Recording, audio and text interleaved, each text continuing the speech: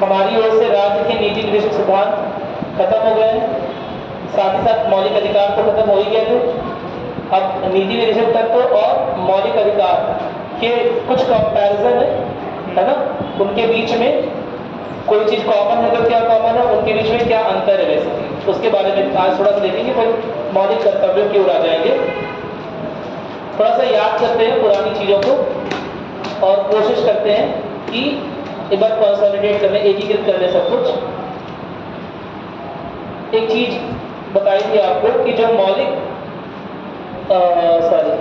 अधिकार लिखे हुए हैं वो इंडिविजुअल ओरिएंटेड है, व्यक्तिगत स्वतंत्रता के लिए, व्यक्तिगत। क्या मेरी बात क्लियर है? और जो राज्य के नीति निर्देशक सिद्धांत लिखे हुए हैं उसका उद्देश्य क्या है?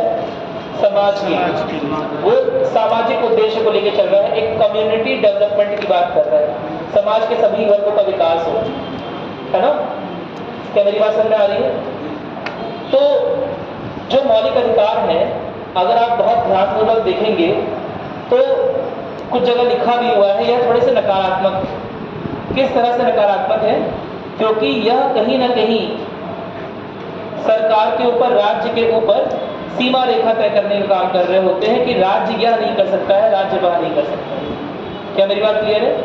जबकि राज्य के नीति निर्देशक सिद्धांत जो होते हैं, जो भाग 4 में दिए हुए हैं, वो इस मामले में सकारात्मक है कि वो राज्यों को निर्देश दिया जा रहा है कि तुम्हें ऐसा करना है। संविधान जो निर्माता हैं, संविधान के लिखने वाले जो लोग हैं, वो एक तरह से सरकारों को निर्देश दे रहे हैं कि जो बिल आएगा आने वाले सालों में, जो भी आपकी सरकार बिल लाए, जो भी अधिनियम, एक्ट, कानून बनाए, वह इस आधार पे ही बनाए। क्या मेरी बात क्लियर है? तो एक तरह से नीति निर्देशक सिद्धांत जो है वो पॉजिटिव, सकारात्मक। क्या मेरी बात समझ में आ रही है? जबकि मौलिक अधिकार क्या कर रहे थे? नकारात्मक। ठीक है, कोई दिक्कत तो नहीं है? कहीं ना कहीं यह बता रहे हैं कि आपके यह अधिकार हैं, सरकार आपसे इन अधिकारों को ले नहीं सकती जब तक आपातकाल ना हो।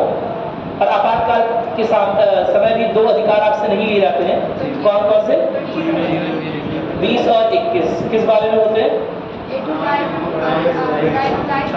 राइट टू लाइफ कौन सा वाला? अनुच्छेद 21। यानी भले ही आपातकाल लगाओ, भले ही इमरजेंसी लगी, लेकिन फिर भी सरकार अकारण आपके जीवन को छीन नहीं सकती। यहाँ मैं मुख्य रूप से क्या बोल रहा हूँ? अकारण। कारण हो सकता है आपके जीवन को छीनने का, कारण हो सकता है ना? अरे बोलो, इमरजेंसी चल रही है, आप और सांप्रदायिक तनाव बढ़ा रहे हो। क्या मेरी बात क्लियर है? कुछ हिंसा हो रही है, आप हिंसा को और भड़काने का काम कर रहे हो, आतंकियों के साथ लग गए हो। क्या मेरी बात समझ में आ रही है? तो ऐसे में सरकार आपका जीवन छीन सकती है। सरकार के निर्देश पर आदमी या पुलिस वाले आपका जीवन छीन सकते हैं। क्या मेरी बात क्लियर है?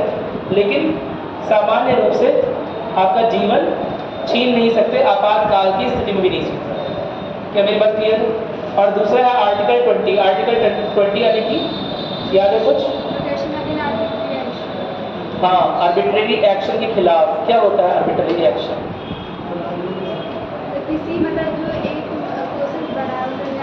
बस एक ही पढ़ के आया और कोई पढ़ के नहीं आया।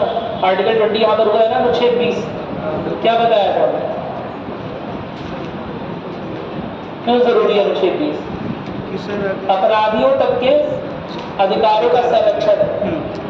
किस तरह से संरक्षण है कि अगर किसी ने अपराध भी कर दिए, है ना, गलतीवश, भूलवश या जानबूझ के, अगर किसी ने अपराध भी कर दिए तो भी उसके कुछ मौलिक अधिकार हैं, जिसमें से एक मौलिक अधिकार यह है कि उसे खुद के खिलाफ गवाही देने के लिए मजबूर नहीं किया सकता। उसे खुद के खिलाफ केवल गवाही नहीं, खुद के खिलाफ किसी तरह का एविडेंस यानी कि साक्ष्य भी प्रस्तुत करने के लिए मजबूर नहीं किया सकता है। राज्य कभी नहीं कर सकता। क्या मेरी बात क्लियर है? कोई दिक्कत तो नहीं है? और भी कुछ है इसके अलावा? एक ही सजा, एक ही अपराध के लिए, एक ही गलती की या एक ही अपराध की एक ही सजा दी जाएगी। एक ही 2 बार सजा किसकी ओर से नहीं हो सकती? न्यायपालिका की। क्या मेरी बात क्लियर है? अगर एक गलती हुई है तो डिपार्टमेंट अलग तरह से सजा दे सकता है, समाज अलग तरह से ले सकता है, न्यायपालिका अलग तरह से दे सकती है, वो दे सकती है। क्या मेरी बात क्लियर है? लेकिन न्यायपालिका लीगल प्रोसीजर में विधिक प्रावधानों के अंतर्गत एक ही अपराध की 2 बार सजा नहीं दे सकती। क्या मेरी बात समझ आई? तो सामान्य रूप से अनुच्छेद 20 और 21 को छोड़ दें तो यह जो मौलिक अधिकार होते हैं यह आपातकाल के समय क्या होंगे? निरस्त कर दिए जाएंगे। क्या मेरी बात क्लियर है? आपातकाल के समय यह अधिकार नहीं देखे जाते। क्या मेरी बात क्लियर है?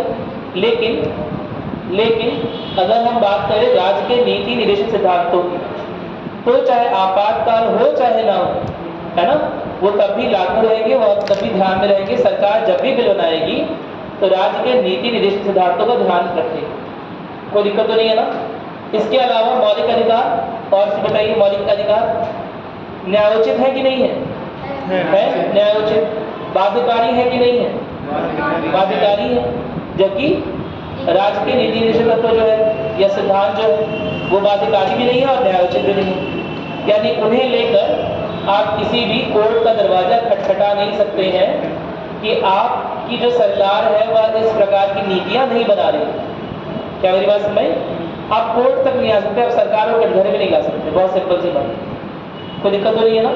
तो कुछ अंतर भी है उनके बीच में, वो देख लेते हैं, उसके बाद आगे बढ़ेंगे। ठीक है, लिखिएगा मौलिक अधिकार और राज्य के नीति निर्देशित सिद्धांतों में मुख्य अंतर। राज्य के नीति निदेशक सिद्धांतों में मुख्य अंतर।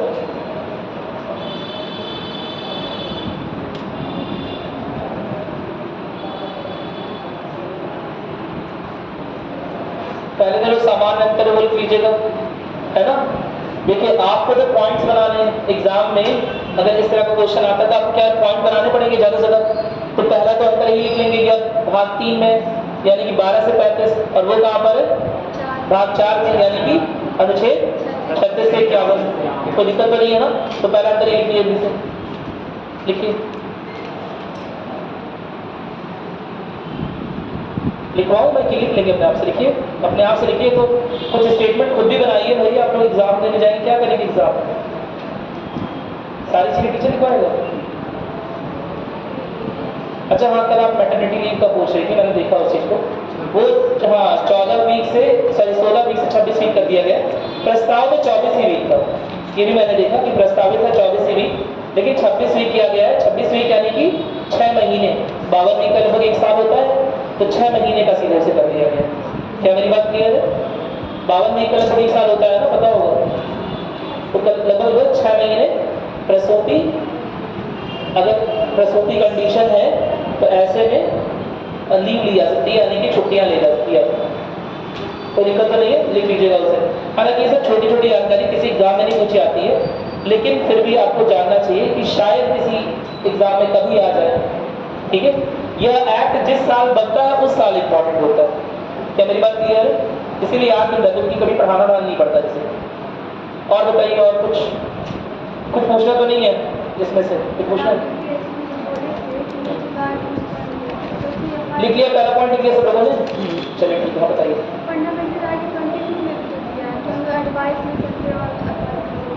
क्या चीज? वो तो ये दिया हुआ है कि आपके पास अधिकार है लॉयर को रखने का, यह नहीं दिया है फ्री लीगल सर्विस। फ्री समझ रहे हैं?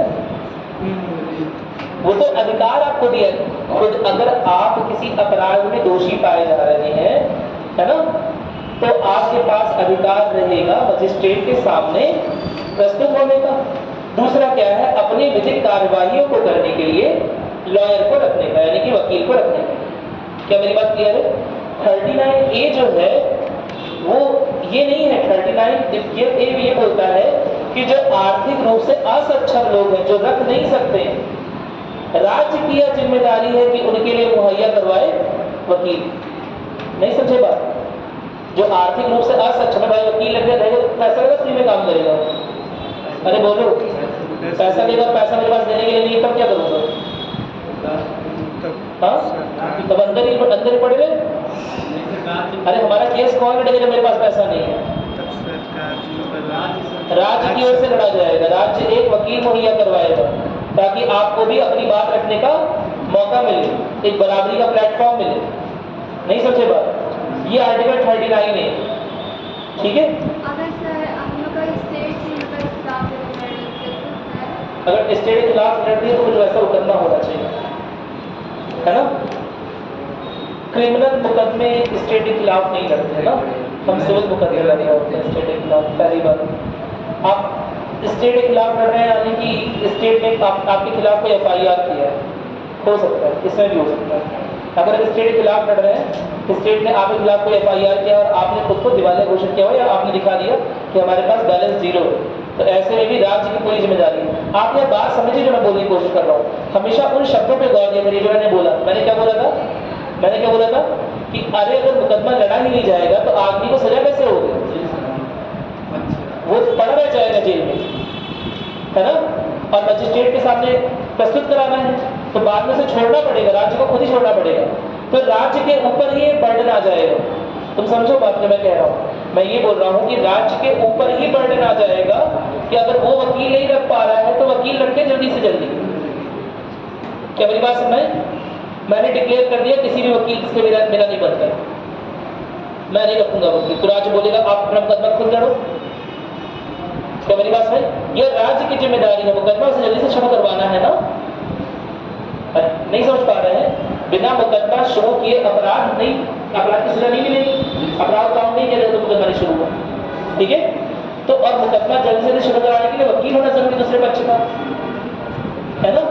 तो इसलिए राज्य के ऊपर बर्डन है, यह बर्डन राज्य के ऊपर है कि जल्दी से जल्दी वकील मुहैया करवाए अगर आपके पास उपलब्ध नहीं हो रहा। क्या मेरी बात समझ आ गई? इसका मतलब ये नहीं है कि आपके पास खूब सारे पैसे हैं और आप जबरदस्ती वकील नहीं रखे जाएंगे। ऐसे में मान लिया जाएगा कि आप अपने अभियोग को मानते हैं। आपसे बोला जाएगा वहां पर जज के सामने कि जब आपने वकील नहीं रखा है इसका मतलब आप अपने अपराध को मानते हैं। तो पूछा जाएगा प्लीड गिल्टी या नॉट गिल्टी, आपको अपना अपराध मंजूर है कि नहीं मंजूर है, जो पूछते हैं, ठीक है। तो वहां ये माना जाएगा क्योंकि आप खुद भी लड़ने के काबिल नहीं है और किसी वकील को भी नहीं रखता, ठीक है। और एक खुद की काबिलियत वाली बात क्यों आई? खुद की काबिलियत वाली बात भी इसीलिए है कि अगर मान लीजिए इतने पैसे नहीं है कि हम वकील को रख सकें या वकील से अपनी निजी जानकारी शेयर नहीं करना चाहे तो खुद वकील बन सकते हैं अपने मुकदमे के। भाई बहुत सारी निजी जानकारियां होती है, वकील के सामने दिखाना पड़ेगा। क्या मेरी बात समझ? तो उससे बचने के लिए खुद वकील हो सकते हैं, लेकिन फिर आपको वो सारे कायदे कानून पता होने चाहिए, वरना जगह जगह पर डांट खाएंगे, हड़काए जाएंगे जज के द्वारा, ठीक है। नहीं बात समझ? खैर 39A क्या बोल रहा है ये समझ में आ गया। 39A क्या बोलता है कि ऐसे असक्षम लोग, ध्यान रखिएगा, जो आर्थिक असक्षमता या किसी विकलांगता की वजह से अपना वकील नहीं रख सकते हैं, उनके लिए राज्य क्या करेगा? वकील रखेगा। मेरी बात समझ? क्योंकि वकील का पैसा वो अफोर्ड नहीं कर सकते, तो आप राज्य की जिम्मेदारी। क्यों राज्य की जिम्मेदारी समझा दिया? क्योंकि राज्य को खत्म करना है मुकदमा, राज्य को मुकदमा दायर करना है, खत्म करना है, राज्य के ऊपर बर्डन है। आपको फ्री में रहने का जगह दिया हुआ है, जेल खाना, है ना, खाना पीना दे रहा है, नहीं दे रहे, राज्य के ऊपर बर्डन है ना। तो राज्य अपने बर्डन जल्दी से मुक्त होगा। नहीं समझ आई बात? समझ आ गया? चलो लोग नोट करते हो, सही से नोट करो। क्या लिखा दूसरा आपका लिखोगे? हाँ, न्यायोचित वाले लिखो, जैसे लिखिएगा मूल अधिकार में लिखिएगा यह बाध्यकारी और न्यायोचित है, यह बाध्यकारी और न्यायोचित है।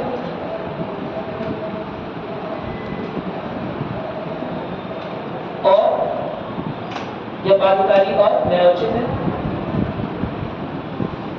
और इसमें बाधा उत्पन्न होने पर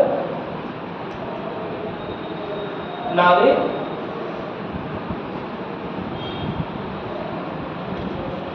सुप्रीम कोर्ट तक जा सकता है।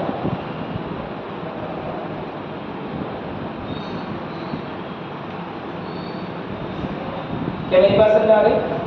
इसमें लिखिएगा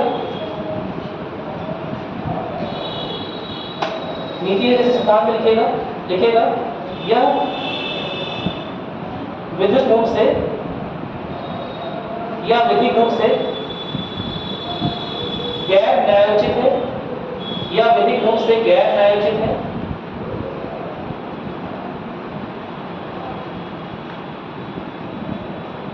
कॉमा, किसी भी तरह की बाध्यता नहीं है, किसी भी तरह की बाध्यता नहीं है।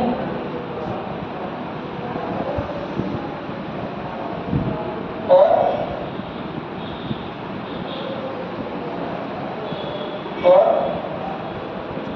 इसके लिए या इसकी उपलब्धता के लिए या इसके प्रावधानों को लागू करने के लिए नागरिक सुप्रीम कोर्ट नहीं जा सकता। किसकी बात कर रहे हैं? नीति निर्देशक सिद्धांत या तत्व।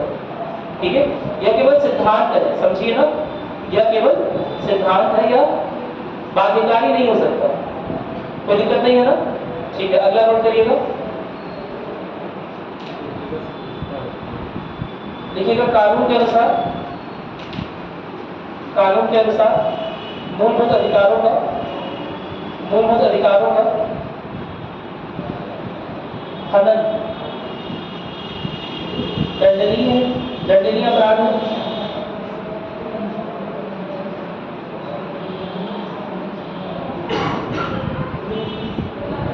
दंडनीय अपराध है, जबकि नीति निर्देशक तत्व या सिद्धांतों का उल्लंघन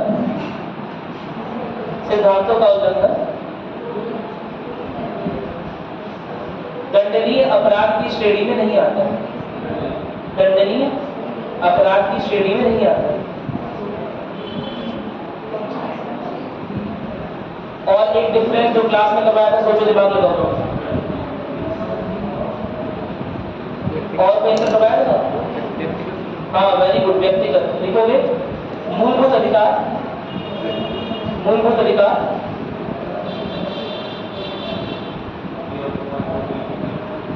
अधिकारों के माध्यम से प्रत्येक नागरिक के कल्याण को बढ़ावा दिया जाता है। प्रत्येक नागरिक के कल्याण को बढ़ावा दिया जाता है।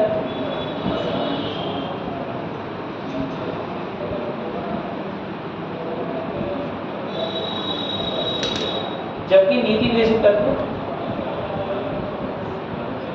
सिद्धांत वाले लिखेगा, जबकि नीति निर्देशक सिद्धांतों की सहायता से संपूर्ण समुदाय का कल्याण सुनिश्चित किया जाता है। सिद्धांतों की सहायता से संपूर्ण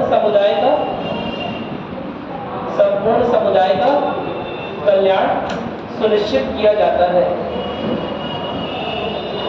इसके अलावा एक बहुत बड़ी बात है, वो हम बात करेंगे उसकी। कितने तरह के लोकतंत्र हो सकते हैं? हाँ, बताइए। लोकतांत्रिक मूल्य कितने तरह के हो सकते हैं? कितने तरह के लोकतांत्रिक मूल्यों की शुरुआत में बात हुई है, शायद मुझे लग रहा है। कितने तरह के लोकतांत्रिक अधिकार हो सकते हैं? प्रियम्बल में लिखा हुआ है शायद। Very good. सामाजिक, आर्थिक और राजनीतिक। केवल 2 ही 4 लोग को याद हो, बाकी लोग क्या करते हो? रिवाइज नहीं कर रहे हो? सामाजिक क्यों नहीं रिवाइज कर रहे? कोई नहीं रहा तो ज्यादा तो है, लेकिन रिवाइज तो करना पड़ेगा। ठीक है, चलो क्या बताओ। सामाजिक, आर्थिक और राजनीतिक 3 तरह के लोकतांत्रिक अधिकार हैं, यानी 3 तरह के लोकतंत्र। अब इसमें से बताओ, मूलभूत अधिकार किस तरह के लोकतंत्र की स्थापना को प्रस्तावित करते हैं या कोशिश करते हैं? किस तरह के लोकतंत्र? सामाजिक, आर्थिक या राजनीतिक? राजनीतिक। मेरी बात सुनाई?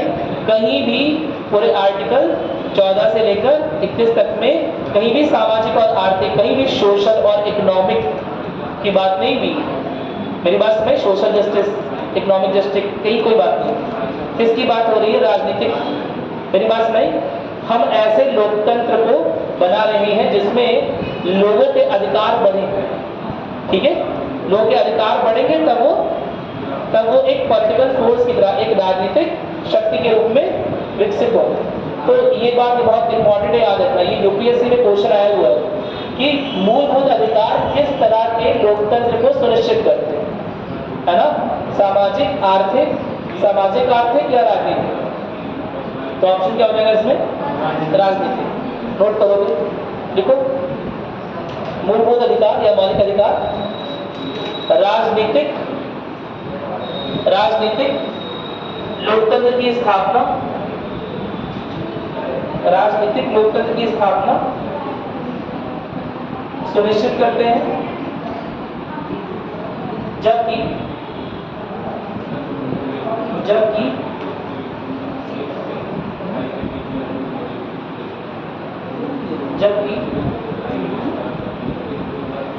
नीति निर्देशक सिद्धांत आर्थिक और सामाजिक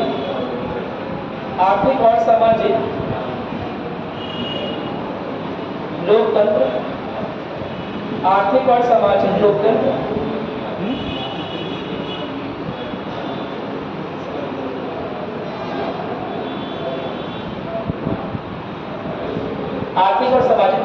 क्या लिखा? हाँ, की स्थापना करते हैं, को स्थापित करते हैं। इसके अलावा थोड़ा सा दिमाग लगाना है, और दिमाग लगाइए, एक और पॉइंट बनाइए, बताया हुआ है पॉइंट, दिमाग लगाइए। दोनों चीज कंपेरिजन हम कल थोड़ा सा देख चुके थे, अब कंपेयर करिए दोनों को, तुलना करिए एक बार। क्या मूल अधिकारों के हनन होने पर हम न्यायालय जा सकते हैं? जा सकते हैं। क्या नीति निर्देशक सिद्धांतों के केस में न्यायालय जा सकते हैं? नहीं जा सकते। इस बात को लिखिएगा। अच्छा, न्यायालय वाली बात लिखिए क्या आप लोग? ठीक है, लिखिए, एक दूसरी भाषा में लिखिए, मूल अधिकारों के हनन होने पर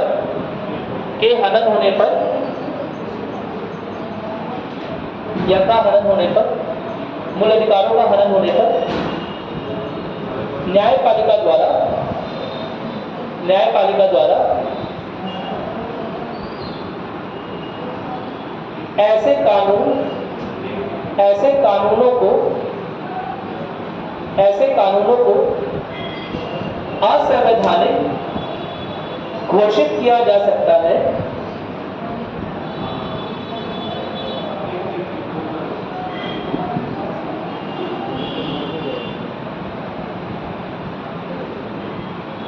ऐसे कानूनों को असंवैधानिक घोषित किया जा सकता है और निरस्त भी किया, असंवैधानिक घोषित और निरस्त लिख लीजिएगा, और निरस्त किया जा सकता है जो मूल अधिकारों में बाधा उत्पन्न करते हैं, जो मूल अधिकारों में बाधा उत्पन्न करते हैं। इसका पूरा अधिकार है ना? कौन से आर्टिकल से अधिकार मिला है? आर्टिकल 13, वेरी गुड, है ना? अनुच्छेद 13 यह अधिकार देता है सुप्रीम कोर्ट को कि यदि कोई कानून ऐसा बन रहा है जिससे मूल अधिकारों का हरण होता हो या मूल अधिकारों में बाधा उत्पन्न होती हो, तो ऐसे कानून को निरस्त कर दिया जाए। या पुराने भी कोई कानून है जो पुराने बने हुए हैं, जो संविधान से पुराने लिखे हुए कानून हैं, क्या मेरी बात सुनाई?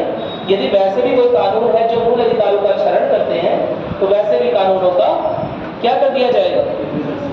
निरस्त। एक एग्जाम्पल दो, अभी रिसेंट 4-5 साल में एक ऐसा कानून, बहुत बड़ा कानून, जो मैंने बता रखा है यहाँ पर क्लास में। हाँ, वो तो एक्ट था, वो तो हम ला रहे हैं, सिस्टम भी खत्म नहीं हुआ और ये कहीं लिखा नहीं हुआ वो तो। अच्छा, इन्होंने एक बहुत अच्छी बात की, याद रखना की बात होनी है, ठीक है? नहीं, सही नहीं है। क्वेश्चन मेरा दोबारा सुन लो। एक बहुत बड़ा कानून जिसे हम बहुत बरसों से अप्लाई कर रहे थे, उपयोग कर रहे थे, अभी रिसेंटली, अभी हाल ही में उसे सुप्रीम कोर्ट ने निरस्त कर दिया है। हाँ, बताइए 370। वो उसका कारण अलग है, निरस्त तो हुआ है लेकिन उसका कारण अलग, उसका मूल अधिकारों से कोई ना दे। यूसीसी, हाँ, वो इतना ज्यादा नजदीक पहुंच गई थी कि मुझे लगा कि सही आंसर है ना? पहली बार 370 अनुच्छेद था ना? किसमें अनुच्छेद था? किसमें था? अरे संविधान में ही अनुच्छेद था 370, कितना कंफ्यूज रहते होंगे सबको। संविधान का अनुच्छेद 370 35 है, ठीक है, उसे हटाया गया था। क्या मेरी बात क्लियर है? लेकिन वो मूल अधिकारों की वजह से नहीं हटाया गया। चलो और बताओ।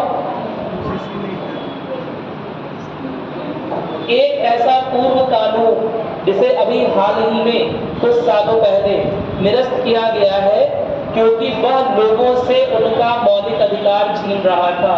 सर ये 3 तलाक चीज़ों नहीं, और 3 तलाक उसी से ऐसा कुछ काफी नजदीक है लेकिन सही नहीं है। और एक ऐसा कानून, ये तो धार्मिक कानून हो गया, और कानून लिखित विधिक कानून सरकार द्वारा गवर्न। रोज कानून कैंसिल होते हैं क्या?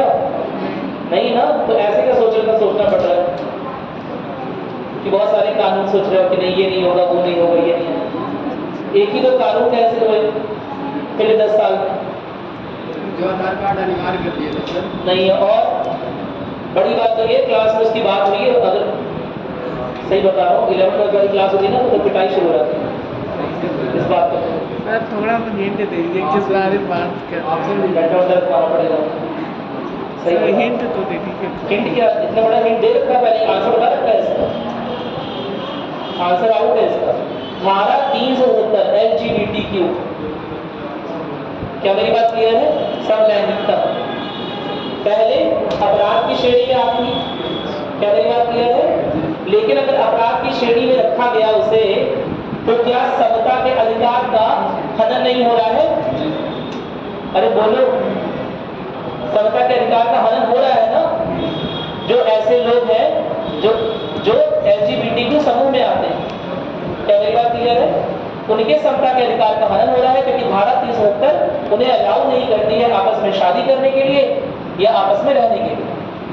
क्या मेरी बात क्लियर है? अरे बोलो। तो यह कानून कैंसिल हुआ, क्यों कैंसिल हुआ? समता के अधिकार का विरोध कर रहा था। क्या मेरी बात क्लियर है? नोट किया कहीं? भूल जाओगे, ये भी निकल जाएगा दिमाग से। कॉपी में नोट किया तो बाकी ना बोलना पड़ेगा ना। नोट करो, धारा 370 क्यों से कैंसिल किया था बताओ मुझे। क्योंकि समता के अधिकार, केवल समता के अधिकार का हनन नहीं कर रहा था। और दिमाग लगाते हैं और डीप में जाते हैं। क्या केवल समता के अधिकार का हनन हो रहा था? अगर मेरी कोई लैंगिक अभिव्यक्ति है, अगर कोई मेरी लैंगिक अभिव्यक्ति है, जेंडर की वजह से हो सकती है, जेनेटिक की वजह से हो सकती है, पालन पोषण की वजह से हो सकती है, कैसी भी हो सकती है, इच्छाओं की वजह से हो सकती है। क्या मेरी बात सुन रहे हैं? अब दिमाग लगाओ, कौन सा आर्टिकल?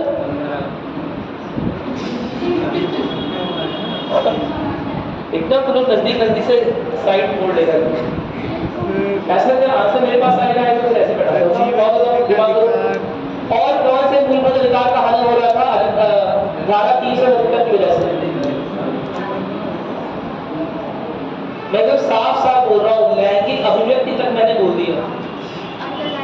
आर्टिकल 19 अभिव्यक्ति। क्या मेरी बात सुने? हम जैसे कपड़े पहनते हैं, जैसा व्यवहार अपनाते हैं, क्या वो हमारी अभिव्यक्ति नहीं है? क्या केवल मुंह से निकली हुई चीजें अभिव्यक्ति है? क्या हमारे कपड़े हमारी अभिव्यक्ति का साधन नहीं है? क्या हमारा व्यवहार हमारी अभिव्यक्ति का साधन नहीं है? क्या हमारी पसंद नापसंद अभिव्यक्ति का साधन नहीं है? अरे बोलो, मेरी बात सुनाई। तो चूज करना अपने पार्टनर को यह भी तो लैंगिक अभिव्यक्ति का साधन है। अरे बोलो। और अगर धारा 377 लागू है, चल रही है, इसका मतलब कहीं ना कहीं ऐसे लोगों की लैंगिक अभिव्यक्ति के अधिकार को सीमित किया जा रहा है। नहीं समझे बात? और अगर उनकी लैंगिक अभिव्यक्ति के अधिकार को सीमित किया जा रहा है, यानी कि उनके मूल अधिकारों का हनन हो रहा है, और इसीलिए उसे कैंसिल कर दिया गया। नोट किया? 2 कारणों से कैंसिल हुई है। एग्जाम में पूछा जाएगा ये चीज कि हाल ही में कोई कानून कैंसिल हुआ, जल्दी से बताइए। ठीक है, 2 कारणों से लिखना है इस बात में, कोई दिक्कत तो नहीं है? चलो, एक आर्टिकल 14 जिसमें बराबरी की बात होती है। अगर आप उसे अलग से ट्रीट कर रहे हैं तो इसका मतलब आप बराबरी का अधिकार नहीं दिए हुए। क्या मेरी बात क्लियर है? और दूसरा है आर्टिकल 19 का ए। क्या मेरी बात सुन रहे हैं? कोई दिक्कत तो नहीं है? अरे बोलो, क्लियर हो गया इतना? चलो, एक और लिख लेंगे जल्दी से, हिंदी में लिखना है ना। क्या लिखे थे अभी तक हम? मौलिक अधिकार के बारे में क्या लिखा हमने, किसी बताओ ये वाला पॉइंट। न्यायपालिका द्वारा ऐसा संवैधानिक घोषित किया जाता अरे अभी भी क्या लिखा भाई? है। यही बाहर का हो सकता है। इसमें बाधा उत्पन्न नहीं। अच्छा ठीक, कोई कानून यदि है तो उसमें यदि बाधा उत्पन्न कर रहा है, कोई कानून बना हुआ है जिसकी वजह से मौलिक अधिकार में बाधा उत्पन्न हो रही है, तो वह कानून निरस्त हो जाएगा, है ना। और इसका उल्टा राज्य के नीति निर्देश सिद्धांत में आते हैं, यदि कोई कानून ऐसा बना हुआ है जिसकी वजह से नीति निर्देश सिद्धांत लागू नहीं हो रहा है, तो क्या उसे कैंसिल कर देंगे? दिमाग लगाओ, क्या उसे कैंसिल कर देंगे? नहीं तो ये बात लिखो, बोल कर लिखो। राज्य के नीति निर्देश सिद्धांत यदि किसी कानून द्वारा या नियम द्वारा इनकी अवहेलना होती है, यदि किसी कानून या नियम द्वारा इनकी अवहेलना होती है, नीति निर्देश सिद्धांत वाले में लिखा कोई कॉलम, ठीक है। यदि किसी कानून या नियम द्वारा इनकी अवहेलना होती है तो क्या कानून कैंसिल कर देंगे? नहीं, ठीक है। तो लिखोगे तो भी उस कानून को निरस्त नहीं किया जाएगा।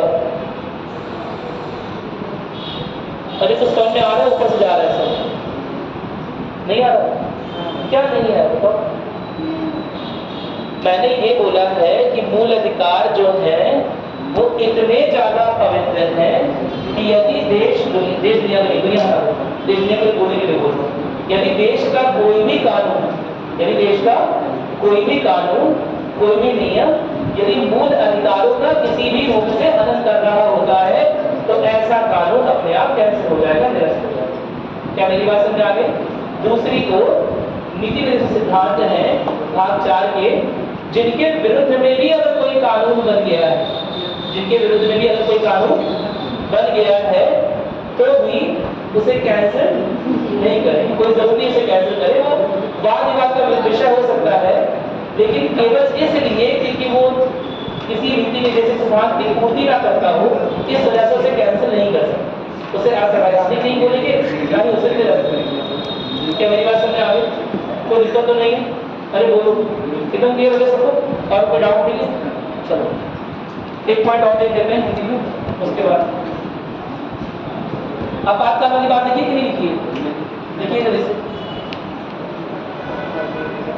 देखिएगा, आपातकाल की स्थिति में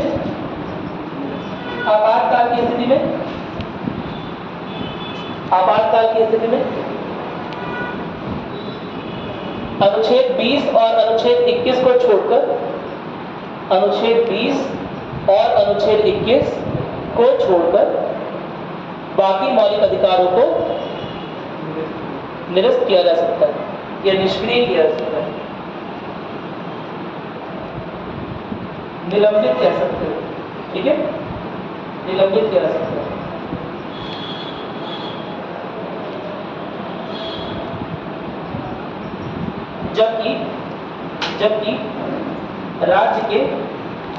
जबकि राज्य के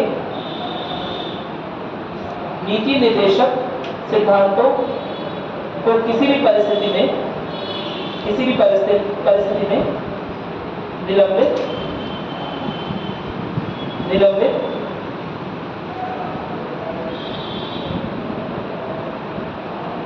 नहीं किया जा सकता।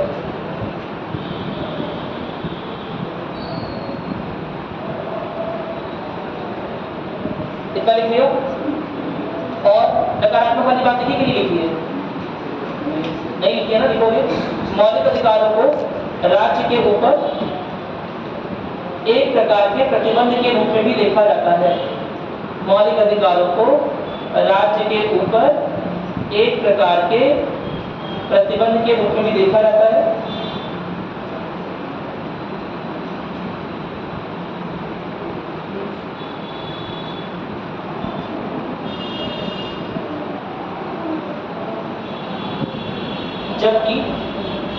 जबकि राज्य के नीति निर्देशित सिद्धांतों को कुछ विशेष उद्देश्यों को प्राप्त करने में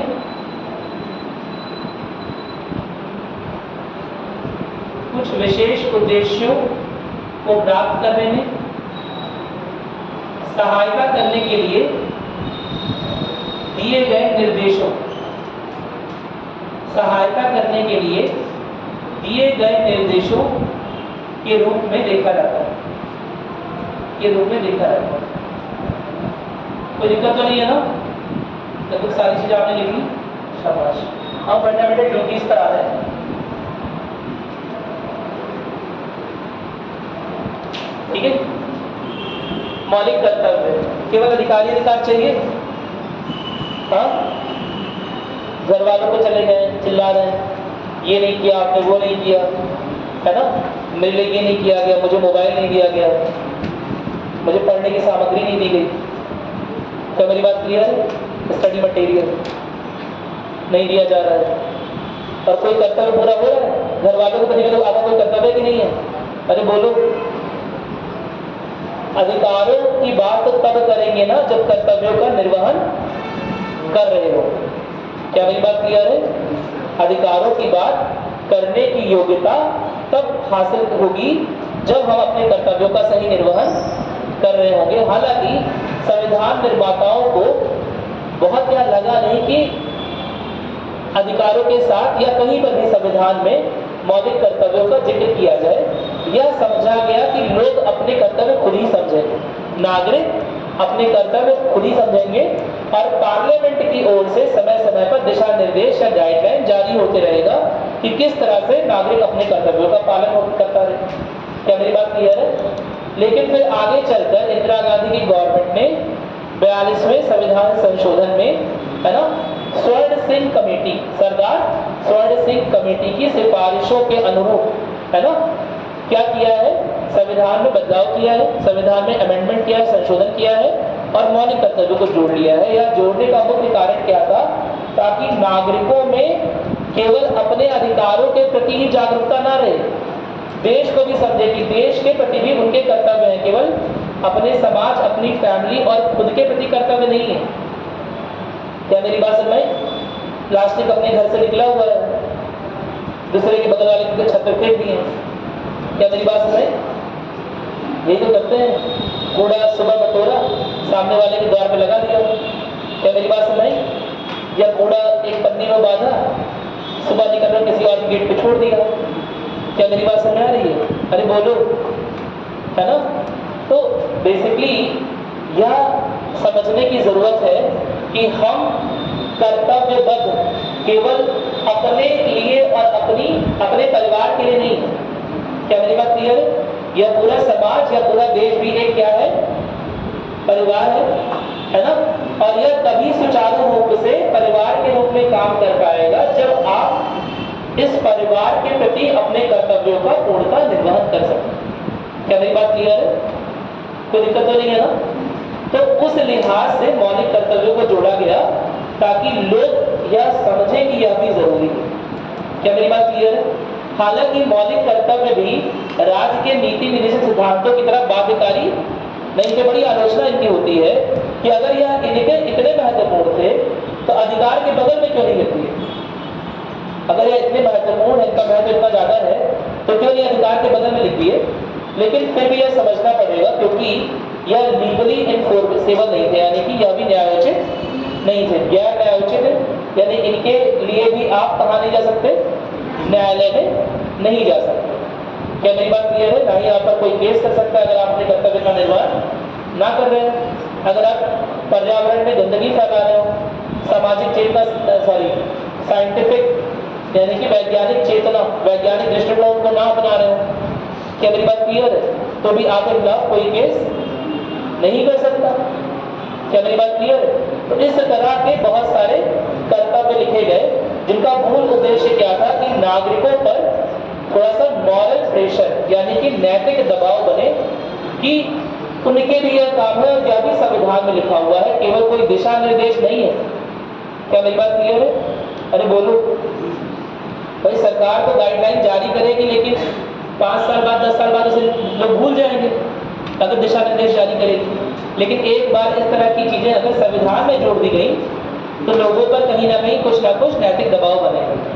क्या मेरी बात क्लियर? सुप्रीम कोर्ट ने भी अपने कई सारे डिसीजन में, निर्णय में यह बोला है कि अधिकारों पर भी ज़्यादा हक या पहला हक उनका है जो अपने कर्तव्य को सही से निभा रहे हैं। क्या मेरी बात क्लियर है? कोई दिक्कत तो नहीं है ना? ठीक है, तो नोट करना स्टार्ट करेंगे। लिखेगा मौलिक कर्तव्य।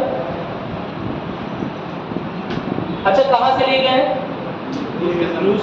रूस के संविधान से लिए गए। जो पूर्व, पहले रूस नहीं बोलेंगे, असल में क्या बोलेंगे? सोवियत संघ बोलेंगे। क्या मेरी बात क्लियर है? सोवियत संघ का जो पुराना संविधान था वहां से उठाया गया है। कोई दिक्कत तो नहीं है? बाकी किस देश में है? और भी किसी देश में है मौलिक कर्तव्य? जापान में। Very good. और किसी भी देश में नहीं है, जापान में है और सोवियत रूस के संविधान में था। भारत में भी उसी को उठाया गया है। स्वर्ण सिंह कमेटी ने भारत और वहां के संविधानों को पढ़ने के बाद 9 या 10 रिकमेंडेशन दिए थे। लक्ष्मीकांत ने शायद 10 लिखा है, किसी किताब में 9 लिखा हुआ है। क्या मेरी बात क्लियर है? 9-10 सिफारिशें की थी, जिसमें 6 सिफारिशों को मान लिया गया। क्या मेरी बात क्लियर है?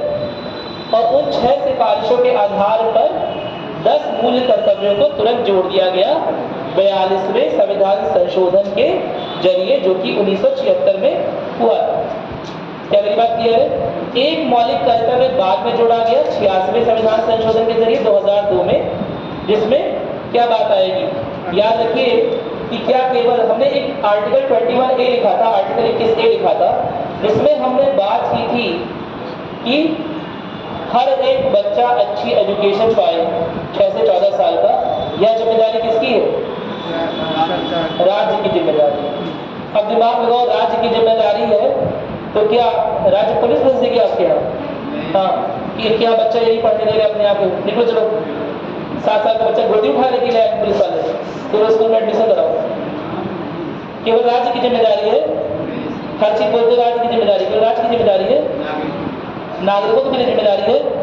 तो वही नागरिकों को उनकी जिम्मेदारी का एहसास कराने के लिए, उनके कर्तव्यों का एहसास दिलाने के लिए 86वें संविधान संशोधन में एक और मूल कर्तव्य जोड़ा गया था, जिसके बाद इनकी कुल संख्या 11 हो गई, जिसमें यह बोला गया है कि केवल राज्य की जिम्मेदारी नहीं है, नागरिकों की जिम्मेदारी भी है, पेरेंट्स की भी जिम्मेदारी है कि वो अपने बच्चे को अच्छी शिक्षा उपलब्ध करवाएं। क्या मेरी बात क्लियर है? अरे बोलो, राज्य तो सहयोग कर ही रहा है। राज्य बताओ, मिड डे मील चला दिया। क्या मेरी बात क्लियर है? जब आप पॉलिटी में गवर्नेंस वाला पार्ट पढ़ेंगे तो आप देखिए मिड डे मील कैसी योजना, आउट ऑफ द बॉक्स है ना, एकदम अलग से अलग सोच रखकर। पहले बैग दे रहे हैं, थर्मस दे रहे हैं, कॉपी किताब फ्री में दे रहे हैं, उससे लोग नहीं आ रहे। लेकिन एक बहुत छोटी सी चीज मिल गई कि इनसे मजदूरी कराया जा रहा है और उसके इन्हें खाना दिया जा रहा है, उससे अच्छा खाना हम ही दे देते हैं। और जैसे वो बात आती है तुरंत कई सारे प्राइवेट स्कूल में अच्छी खासी भीड़ होने लगती है। क्या मेरी बात क्लियर है? तो राज्य की जिम्मेदारी है ही, राज्य ने शुरू किया, लेकिन क्या पेरेंट्स की जिम्मेदारी नहीं है ना? क्या मेरी बात सुन रहे हैं? चलिए लिखना स्टार्ट करते हैं। लिखेगा मौलिक कर्तव्य की उत्पत्ति और पृष्ठभूमि। लिखेगा, देखिए 26 जनवरी 1950 को संविधान के लागू होते समय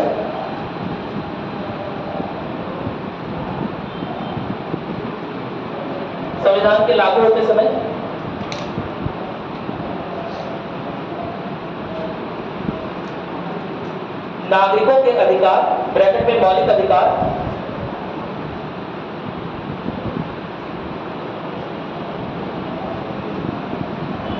को विस्तृत रूप से तो लिखा गया, को विस्तृत रूप से लिखा गया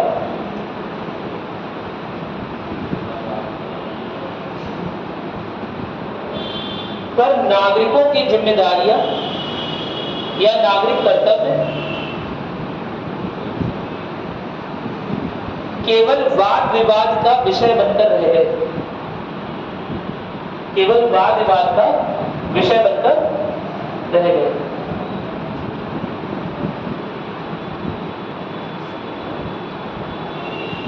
आगे चलकर, आगे लिखिएगा, आगे चलकर सन 1975 में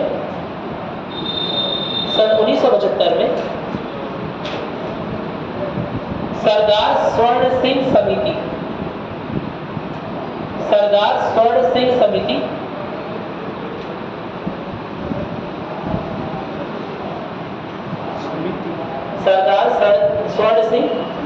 समिति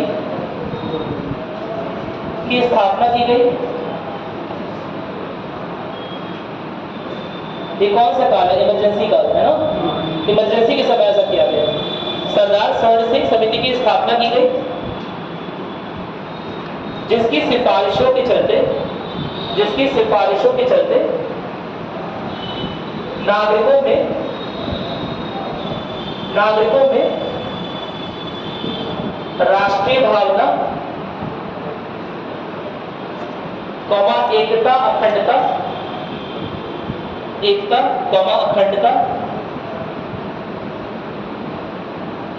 और जिम्मेदारी की भावना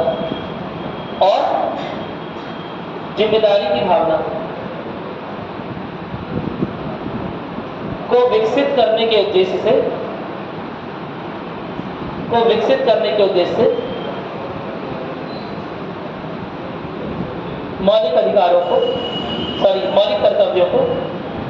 मौलिक कर्तव्यों को 42वें संविधान संशोधन 1976 के तहत 42वें संविधान संशोधन 1976 के तहत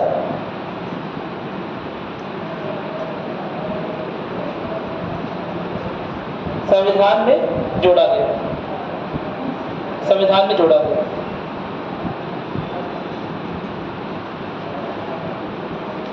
लिखिएगा, यह संविधान के भाग 4A लिख लेंगे ना। और इस तरह लिखा करिए, इस तरह रोमन वाला लिख लेंगे, रोमन वाला 4 I और B, ठीक है। भाग 4A में है, जिसमें अनुच्छेद 51A के तहत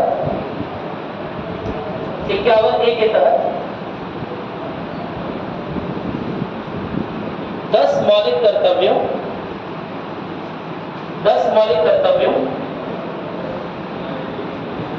को शुरुआत में निर्दिष्ट किया गया।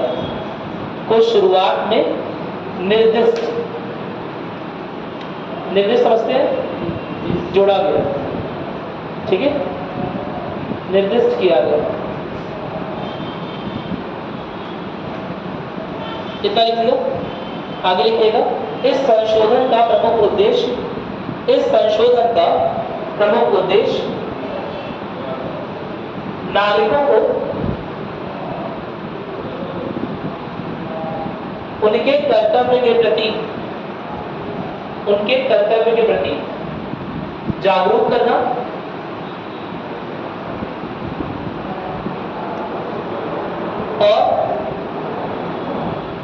और संविधान,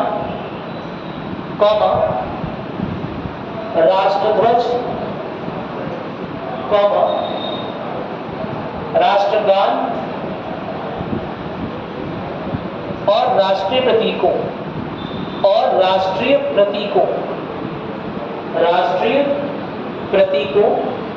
के प्रति सम्मान बढ़ाना था। इतना लिख लिया, कोई दिक्कत तो नहीं है ना। अब 11 कर्तव्य कौन से हैं वो लिखते हैं। 86 अलग लिखना पड़ेगा। देखिए इसके आगे लिखिए, आगे चलकर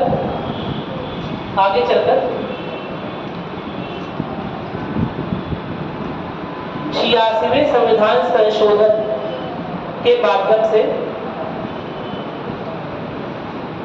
86वें संविधान संशोधन के माध्यम से किस सन में हुआ था? 2002। 86वें संविधान संशोधन 2002 के माध्यम से एक मौलिक कर्तव्य और जोड़ा गया।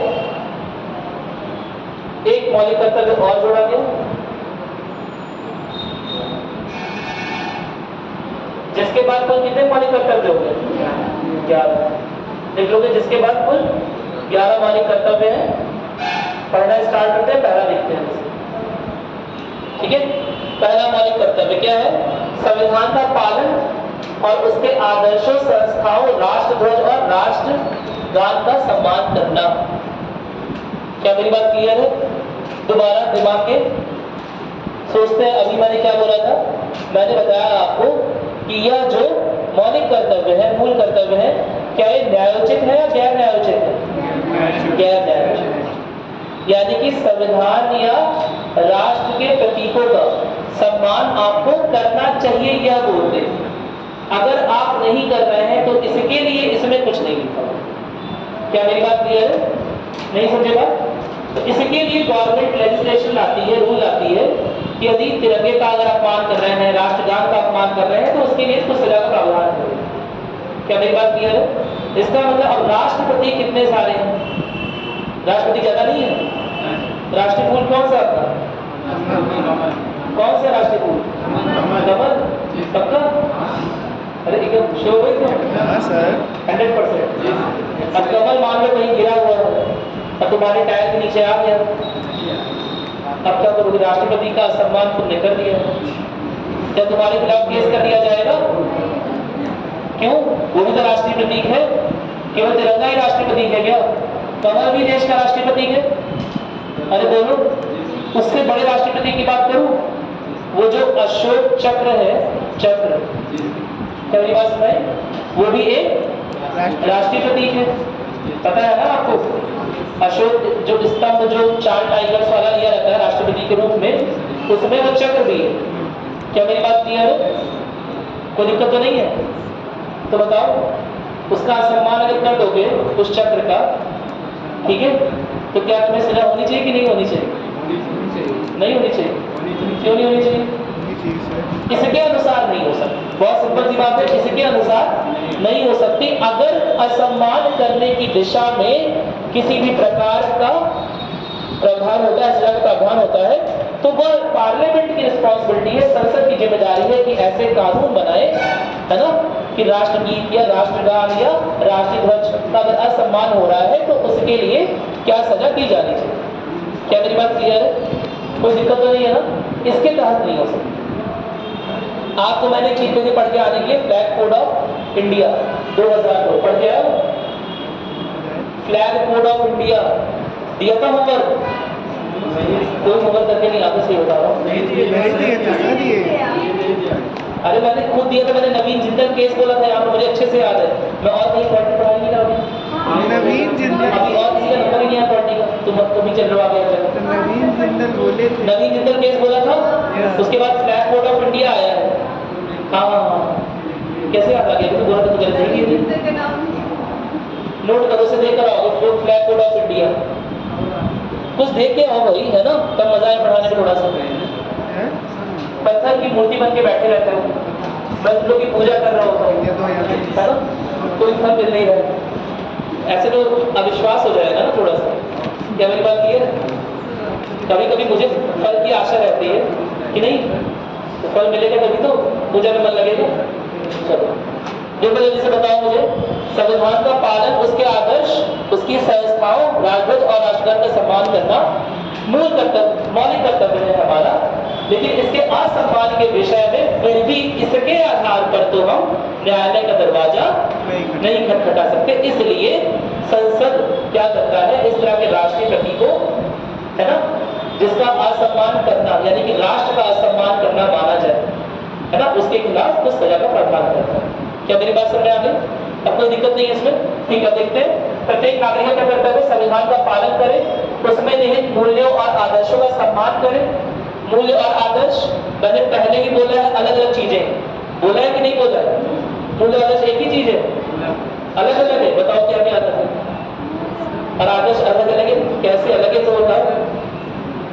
पहली क्लास में किसी ने मुझसे पूछा कि सर मूल्य और आदर्श आप कह रहे हैं एक ही चीज तो ऐसे लगती है, लेकिन फिर भी मैंने बोला था कि नहीं, मूल्य और आदर्श अलग अलग है। इसीलिए बोला था क्योंकि अगर एक ही चीज होती तो मूल्य और आदर्श अलग नहीं लिखा होता। अब बताओ क्या होते हैं संवैधानिक मूल्य और क्या होता है संवैधानिक आदर्श? नोट करो, एक और क्वेश्चन, संवैधानिक मूल्य और संवैधानिक आदर्शों में अंतर। लक्ष्मीकांत वालों,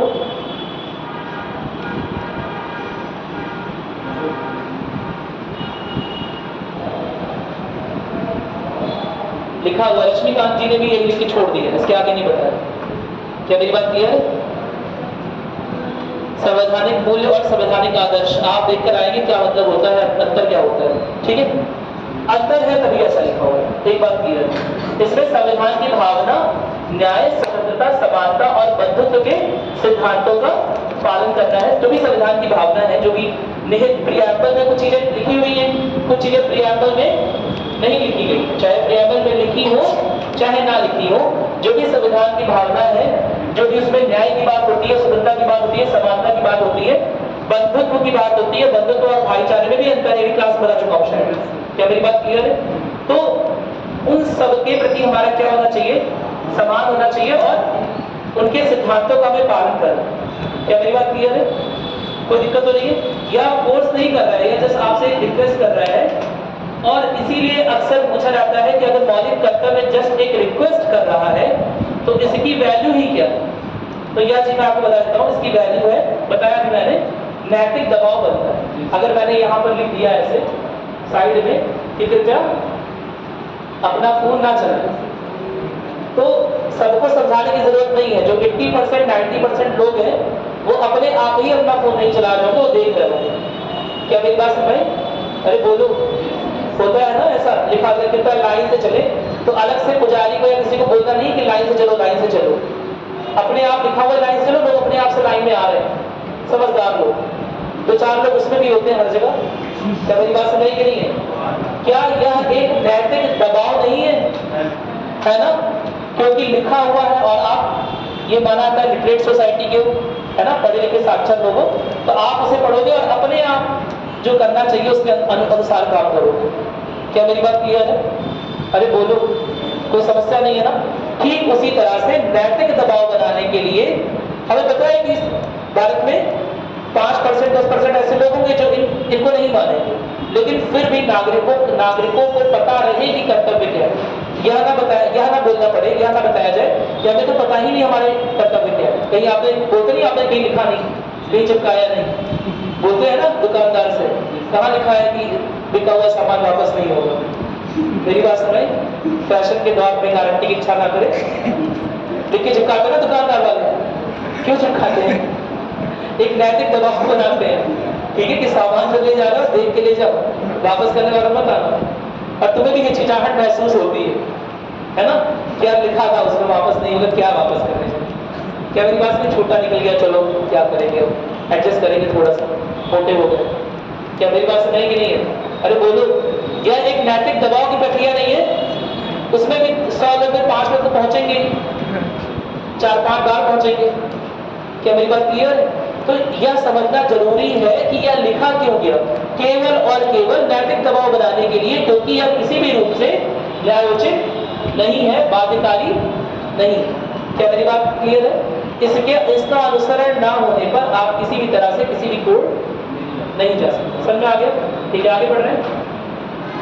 अब इसमें एक चीज लिखे जिसे लेकर बच्चे बहस करते हैं, कहते हैं सर राष्ट्रध्वज और राष्ट्रगान का सम्मान करना चाहिए, अगर ये नहीं होता तो हम पहले जा सकते हैं। हाँ बिल्कुल जा सकते हैं, लेकिन इस कर्तव्य के अंतर्गत नहीं जाते। क्या मेरी बात क्लियर? उसके लिए अलग से लॉज बनाए हुए हैं पार्लियामेंट, उसके लिए अलग से कानून बनाए हैं संसद। कोई दिक्कत तो नहीं है ना? ठीक। दूसरा देखते हैं, नोट करते चल रहे हो ना? नोट करो, सब हेडिंग तो नोट करो मुझसे तो। दूसरा नोट करो, स्वतंत्रता संग्राम की महान विरासत का संरक्षण। जो भी स्वतंत्रता हमारा संग्राम चला, स्वतंत्रता सेनानी जो भी थे, है ना, हम उन्हें याद रखें, उनकी रेस्पेक्ट करें, उन्हें इज्जत दें। कर्तव्य हमारे स्वतंत्रता संग्राम के संघर्ष और बलिदानों की स्मृति को संरक्षित करने की अपील करता है। कृपया वो जो बलिदान है लोगों का, उसे याद रखिए कि हमें कितनी मुश्किल से स्वतंत्रता मिली हुई है। ठीक है, नागरिकों को स्वतंत्रता संग्राम से जुड़े वीरों और उनके योगदान का सम्मान करना चाहिए और उनकी विरासत को संजोना चाहिए। क्या मतलब हो गया कि जो भी हमारे फ्रीडम फाइटर्स थे, जो भी हीरोज थे, नेशनल हीरोज थे, उनका रेस्पेक्ट करना है, उनकी बुराई अनावश्यक रूप से नहीं करनी। क्या मेरी बात क्लियर है? अब यह बहुत बड़ी बात है, क्योंकि अलग अलग वीरों से अलग अलग पार्टियां जुड़ी हुई। मेरी बात समझ? इसीलिए यह तमाम पार्टियां एक दूसरे के वीरों के ऊपर क्या करती हैं, आरोप प्रत्यारोप लगाती रहती हैं। क्या मेरी बात क्लियर है? समझ रहे हो ना? एक प्रमुख पार्टी बोलेगी कि जवाहरलाल नेहरू जी ऐसे थे, क्या मेरी बात क्लियर है? दूसरी प्रमुख पार्टी उससे थोड़ी सी कम बोलेगी सावरकर जी ऐसे थे। क्या मेरी बात क्लियर है? या आरोप प्रत्यारोप कम से कम नागरिकों को नहीं लगाना चाहिए। क्या मेरी बात क्लियर है? हमारे लिए इतना ही काफी है कि वो देश के स्वतंत्रता में भागीदार थे। क्या मेरी बात क्लियर है? और इतना ही काम रेस्पेक्ट अर्थ करने के लिए काफी है। क्या मेरी बात क्लियर है? कोई दिक्कत तो नहीं है ना? चलो आगे बढ़ रहे हैं।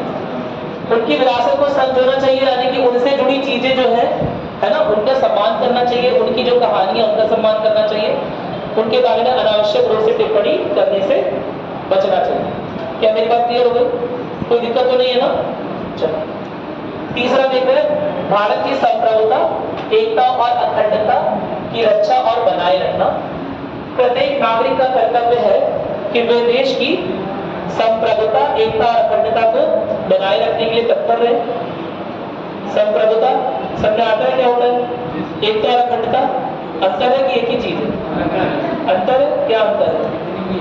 मुझे तो एक ही तरह का लग रहा है। अलग अलग है? क्या अलग अलग है? बताओ आप कभी नहीं आए? आप क्यों कितनी क्लास में छोड़ दी? कौन करते हैं? अच्छा यहीं से इसी कॉलेज से यहाँ से बीकॉम। बताओ एकता और अखंडता एक ही है अलग अलग है? अलग अलग तो बहुत जोर से बोल रहे हो तुम लोग, लेकिन उसके बाद की बात नहीं बोल पा रहे। एकदम नारे बात वाला बन गया तुम्हारा सिस्टम। बताओ कैसे अलग अलग, ये तो बताओ। आंतरिक मित्रता,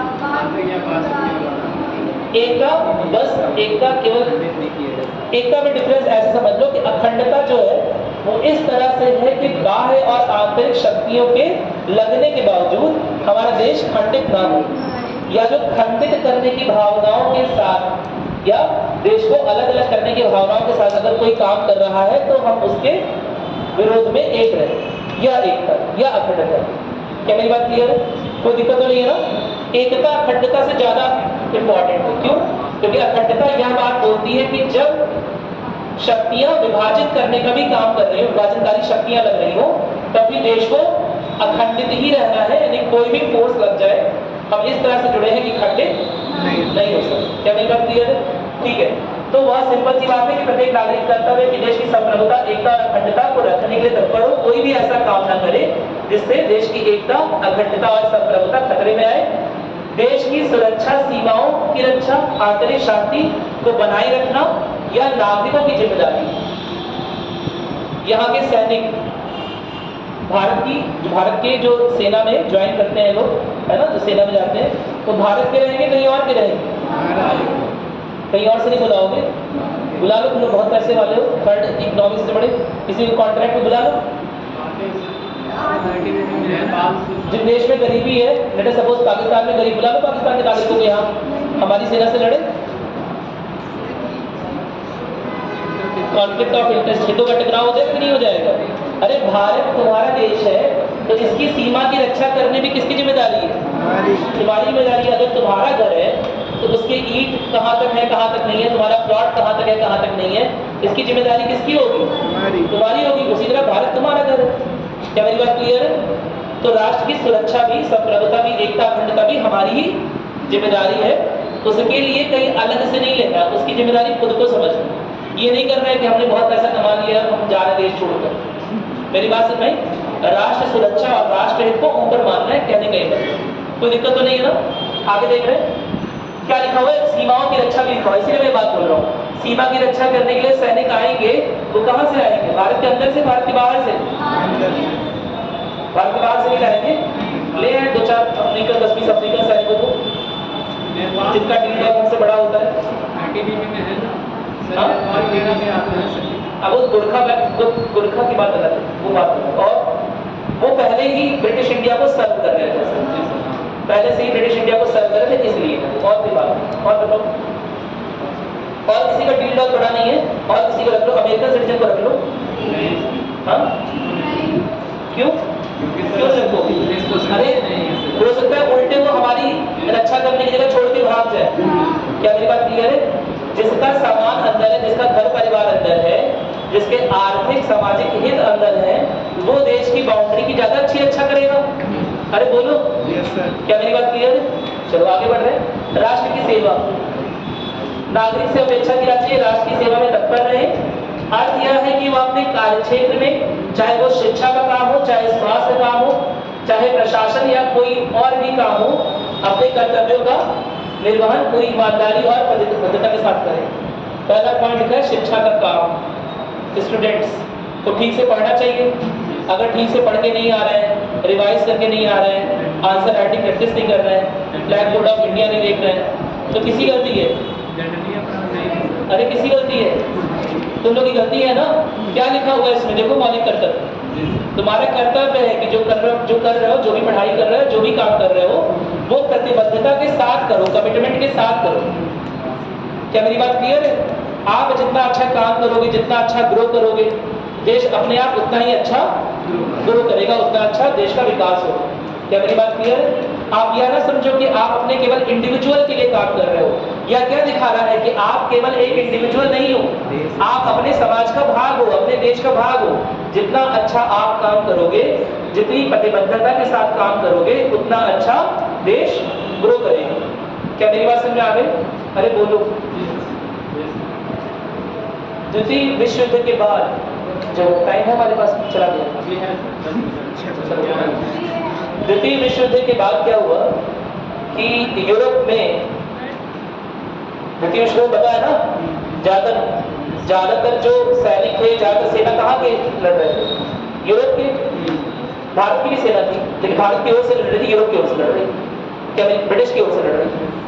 तो चाहे पक्ष हो चाहे पक्ष हो, है ना, चाहे जर्मनी हो, चाहे ब्रिटिशर्स हो, फ्रांस हो, यह सब यूरोप के ही देश है।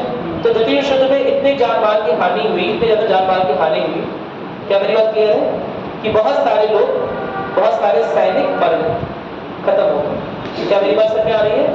और सैनिकों के मरने की वजह से, क्योंकि सैनिक क्या रहेंगे, नॉर्मली मेल्स रहेंगे, एक तो उस समय की बात कर रहे हैं, और पैट्रियार्कल सोसाइटी पे समाज है ना, सेना में कौन लोग जाएंगे? मेल्स जाएंगे। तो ऐसे में जब मेल्स नहीं रहेंगे, तो फ्यूचर जनरेशन को गाइड करने वाली फोर्स, है ना, बात बात पे डांटने वाले लोग, हर घर से दो चार क्या हो जाएंगे? गायब हो जाएंगे। और ऐसी जो जनरेशन आएगी यूरोप में द्वितीय विश्व युद्ध के बाद, उस जनरेशन को बोलते हैं द लॉस्ट जनरेशन। क्या बोलते हैं? द लॉस्ट, लास्ट नहीं, लॉस्ट यानी खोई। उसे अपने सिद्धांतों के बारे में, मूल्यों के बारे में, कर्तव्यों के बारे में कोई जानकारी नहीं है। ड्रग्स में डूबे हुए बच्चे, है ना, पता नहीं कौन सा म्यूजिक बना रहे, पता नहीं क्या दिन भर कबाड़ी वाला काम कर रहे। इसकी वजह से यूरोप को बहुत नुकसान है। क्या मेरी बात क्लियर है? नहीं समझ पाए बात? समझ आ गया? तो यह बात समझनी बड़ी जरूरी है कि आप अपने देश का भी हिस्सा हो और अपने परिवार का भी हिस्सा हो। क्या मेरी बात क्लियर? और इंडिविजुअल भी। मैंने जो समझाया था, आपकी कई सारी आइडेंटिटीज है ना, समझाया था, आपकी कई सारी आइडेंटिटीज है। उसमें एक सबसे इंपॉर्टेंट आइडेंटिटी है कि आप इस देश के वासी, नागरिक। क्या मेरी बात क्लियर है? कोई दिक्कत तो नहीं है ना? तो राष्ट्र की सुरक्षा में करने कोई और आएगा क्या? राष्ट्र की सेवा करने कहीं और से लोग आएंगे? जिस घर में रहोगे उस घर के बुजुर्गों की सेवा करोगे ना। अरे बोलो, कि बाहर से लोग बुलवाओगे? बोलो, करना पड़ेगा ना। तो बस वही चीज है, और यह काम बहुत प्रतिबद्धता के साथ करना है। क्या मेरी बात क्लियर? आप जो भी कर रहे हो, अगर आप प्रतिबद्धता के साथ नहीं कर रहे हो, टाइम वेस्ट कर रहे हो, सोशल मीडिया चला रहे हो, क्या मेरी बात सुनाई?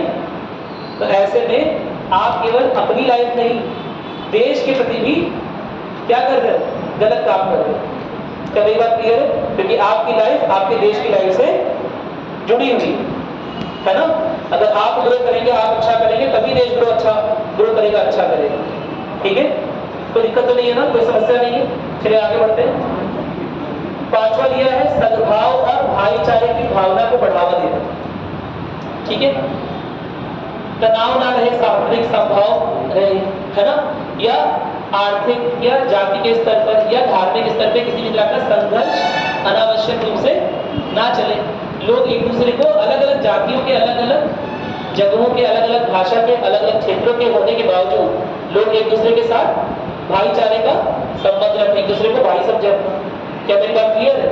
तो यह चीज अपील की जाती है मौलिक कर्तव्यों के तहत कि एक विविधतापूर्ण समाज है। विविधतापूर्ण क्यों?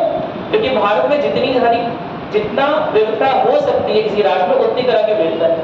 भाषा के आधार पर है, धर्म के आधार पर है, जाति के आधार पर है, क्षेत्र के आधार पर है, नस्ल के आधार पर है। क्या मेरी बात क्लियर है? कोई दिक्कत तो नहीं है। जितने प्रकार की विविधता संभव है उतने प्रकार की विविधता भारत में है। क्या मेरी बात क्लियर है? और ऐसे विविधता में यह चीज बेहद जरूरी या बहुत मुश्किल होता है लोगों को एक करना। एक चीज मैंने शायद इनको सिखाई थी, जब भाषाई रूप से लोग एक होते हैं तो उन्हें एक बनाए रखना आसान होता है। क्या मेरी बात क्लियर है? आपने कभी ध्यान दिया कि भारत के जो प्रधानमंत्री होते हैं वो अक्सर हिंदी भाषी होते हैं। हालांकि भारत में हिंदी भाषा को बोलने वाले लोग केवल 40%, बाकी 60% जो है वो अलग अलग भाषा हो, चाहे बंगाली हो, चाहे तमिल हो, चाहे मराठी हो, चाहे कन्नड़ हो, चाहे गुजराती हो, मलयालम हो, तेलुगु हो, ये सब भाषाएं बोलते हैं। नॉर्थ ईस्ट में अलग भाषा चल रही है, बोडो, मैथिली। क्या मेरी बात क्लियर है? केवल 40% लोग क्या बोलते हैं? हिंदी। कभी आपने नोटिस किया है कि जो भाषण होता है लाल किले पर, क्या मेरी बात समझ आ रही है, वो अक्सर हिंदी भाषा में ही दिया जाता है ताकि एटलीस्ट वो 40% लोग तो समझ जाए। ठीक है? आपने एक प्राइम मिनिस्टर का नाम सुना है? H D Deve Gowda. यहाँ के थे या साउथ इंडिया के? साउथ इंडिया के दक्षिण भारतीय थे ना, उन्हें हिंदी का शब्द समझ में नहीं आता था। लेकिन यह कॉन्सेप्ट भारतीय मानस में इतने ज्यादा अंदर तक बैठा हुआ है कि राष्ट्रपति या प्रधानमंत्री होना चाहिए तो नॉर्थ इंडिया का ही होना चाहिए, कि बेचारे एच डी देवगौड़ा साहब जब 15 अगस्त 26 जनवरी को भाषण पढ़ रहे थे, क्योंकि उन्हें हिंदी नहीं आती है तो उनकी भाषा में हिंदी के शब्द लिखे हुए। समझ पा रहे हैं मैं बोल रहा हूँ? जैसे उस दिन सिखाया था कि हिंदी भाषा लिखी थी लेकिन इंग्लिश का स्क्रिप्ट था, समझाया था ना? ठीक उसी तरह से तुम लोग लिखते हो KY क्या है ना, हाल HAAL, हाल है, आज क्लास अच्छी नहीं चली, लिखते हो ना ACHI अच्छी।